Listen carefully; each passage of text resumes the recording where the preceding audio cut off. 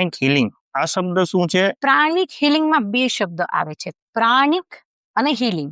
કોઈ પણ વ્યસન હોય ને એમાંથી પહેલું ડ્રિંક એટલે કે પહેલો પેક મફત ન હોય, પહેલો મસાલો મફત ન હોય અને પહેલી સિગરેટ મફત જ હોય. કેમ તો કે આપણી આજુબાજુ વાળા એ આપણાને ઓફર કરેલી હોય, કારણ કે આપણું ગુજરાત છે ને એ રંગીલું છે મસાલાના રંગથી. એક સબ્જેક્ટને તમે હિલ સ્ટાર્ટ કર્યું અને પૂરું કરે છે, એના વચ્ચેનો કેટલો પીરિયડ લાગે છે? બ્લેક મેજિક, નેગેટિવ એનર્જીસ, ઈ એનર્જીથી પ્રાણિક હિલિંગ હેલ્પ કરી શકે. જો મેજિક તો અમે બી કરીએ છીએ.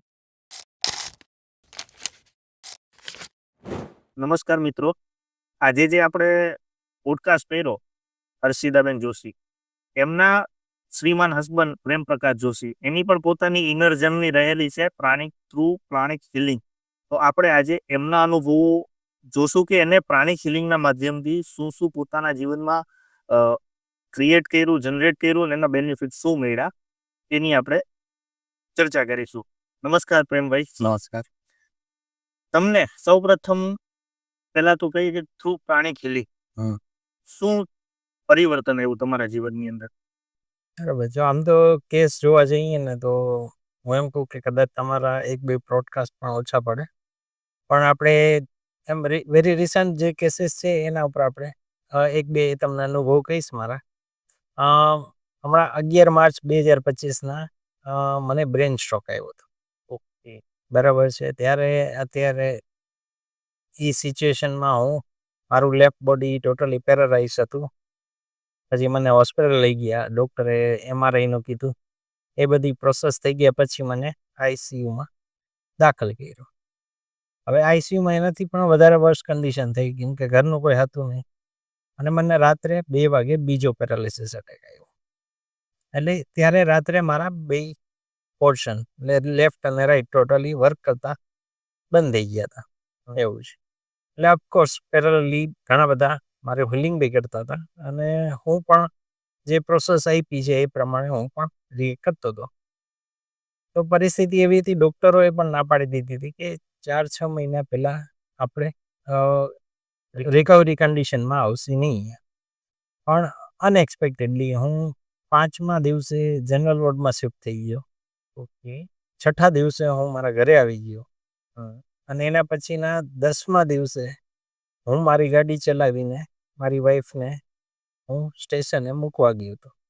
એટલે આટલો ડ્રાસ્ટિક ચેન્જ મને ડ્રાસ્ટિક રિકવરી સાથે એ ટાઈમે મળ્યો હતો. ઇવન ડૉક્ટર પણ વિચારતા હતા કે આટલી ઝડપથી રિકવરી આવે નહીં. ઇવન હું મારું કામ પણ એની સાથે સાથે પાછું મેં ચાલુ કરી દીધું હતું અને ઓબ્વિયસ છે કે એ ટાઈમે એને જવાનું હતું, તો એ ટાઈમે સેન્ટર પણ હું મેનેજ કરી શકું એ પરિસ્થિતિમાં આવી ગયો હતો. એટલે પ્રોપર વર્કિંગ થઈ ગયા હતા. એક્ઝેક્ટ બોડીની જે સ્ટ્રોક પછીની જે તમારી પેરેલાઇઝ બોડી એના પછીની રિકવરી. રિકવરી. ઓકે, તમે એમ કહી શકો કે હિલરના ગ્રુપમાં રહેવાનો આ તમને એડવાન્ટેજ મળ્યો છે? હા, એમ કહી શકાય. અને બાકી તો હું એમ કહું કે તમે હિલરના ગ્રુપમાં હો કે ન હો, પણ તમે પ્રાણિક હિલિંગ સાથે જોડાયેલા હો તો માસ્ટર તમને બધી જ પ્રકારે પ્રોબ્લેમમાંથી બહાર કાઢી જ દે છે. તમારે એના માટે હું એમ કહું કે અત્યારે જો હું ખાઉં છું ત્યાં પણ મારા ગુસબમ્પ થાય છે. બરાબર, કે એટલા બ્લેસિંગ્સ છે અને એટલા બેનિફિટ મળે છે કે કદાચ હું એમ કહી શકું કે એના માટે હું પાત્રતા પણ ધરાવતો નથી, પણ છતાં પણ દરેક કામ બહુ સ્મૂથલી ચાલતા જાય છે. એવું. હા, ઓબ્વિયસ છે બેનિફિટ રહીએ તમારી પાસે ઘણા બધા આજુબાજુ હિલરો હોય તો એ તમને પરિસ્થિતિમાંથી બહાર કાઢવામાં બહુ મહત્વનો ભાગ ભજવે છે. આ થઈ આપણી હેલ્થ રિલેટેડ. અત્યારે મારા મનમાં એક કોમન પ્રશ્ન આવે છે જે મિડલ ક્લાસ મેન માટેનું ડેડિકેશન છે. અત્યારે કહેવત આપણે ગુજરાતીમાં બહુ છે, બાપ બડાના ભૈયા સબસે બડા રૂપિયા. પૈસાને લઈને કઈ તમારા અનુભવ છે? હા છે, મારી પાસે સૌથી વધારે ઇન્ટરેસ્ટ સાચું ને, સોરી ટુ ઇન્ટરપ્ટ યુ, પૈસામાં છે. ના 100%ની વાત છે.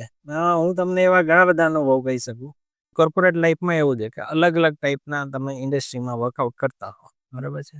તો જનરલી એવું છે કે તમે જુઓ તો સૌથી ઓછો સેલેરી કે એવું છે તે તમે ટ્રાન્સપોર્ટ ઇન્ડસ્ટ્રીમાં જોઈ શકો કે લોકો 7-8 હજારમાં ડ્રાઈવરિંગનું કામ કરી કે એને રિલેટેડ હમાલી કરીને એમાં વર્કઆઉટ કરતા હોય છે.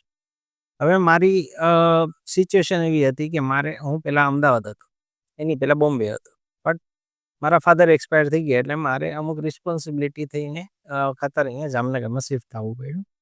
એટલે અહીંયાની બહુ મોટી ટ્રાન્સપોર્ટ ઇન્ડસ્ટ્રી છે જેમાં મેં જોબ ચાલુ કરી હતી કેમ કે એ લોકોને સોફ્ટવેર બનાવવાનો હતો.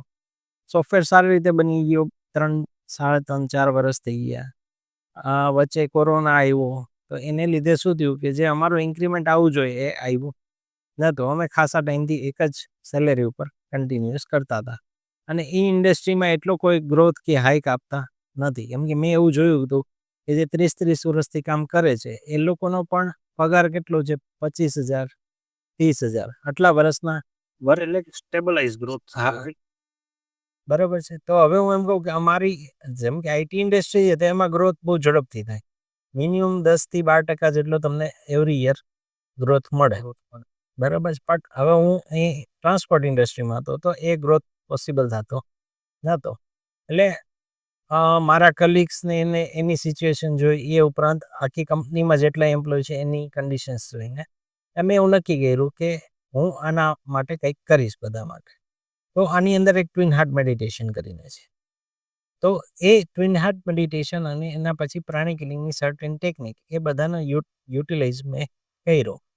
તો એ વખતનો હું એમ કહું કે અમારો ગ્રોથ હતો એ બધાનો કોઈકને 50% ગ્રોથ મળ્યો, કોઈકને 100% ગ્રોથ મળ્યો. તો મારા કેસમાં કહું તો મને 150% ગ્રોથ મળ્યો. મારો જે સેલેરી ત્યારે હતો એનાથી 1.5 ગણો સેલેરી થઈ ગયો કે જે જગ્યાએ હું કામ કરતો હતો અને જે ઇન્ડસ્ટ્રીમાં હતા તો ત્યાં એ નેક્સ્ટ ટુ ઇમ્પોસિબલ છે કે એટલો બધો હાઈક આપે. તો હું એમ કહી શકું કે તમે પ્રોપર વેથી ટેકનિકનો યુઝ કરી કે મેડિટેશનનો યુઝ કરો તો બધાની સાથે સાથે તમારો પણ ગ્રોથ બહુ સારી રીતે થાય છે. એવું છે. તો આ મારા લાઈફનો એક અનુભવ હતો કે મારી 50,000 સેલરી હતી તો એ હાઈક થઈને સીધી 75,000 સુધી પહોંચી ગઈ. એમ તો જામનગરની દ્રષ્ટિએ જોઈએ તો 75,000 એ બહુ સારી અમાઉન્ટ કહી શકાય કે હેન્ડસમ અમાઉન્ટ. હા એવું છે. Thank you very much. તમે તમારો કિંમતી અનુભવ અમારી સાથે શેર કર્યો અને પર્સનલ અનુભવ પણ શેર કર્યો જેના માટે અમે તમારા આભારી છીએ. Total thank you.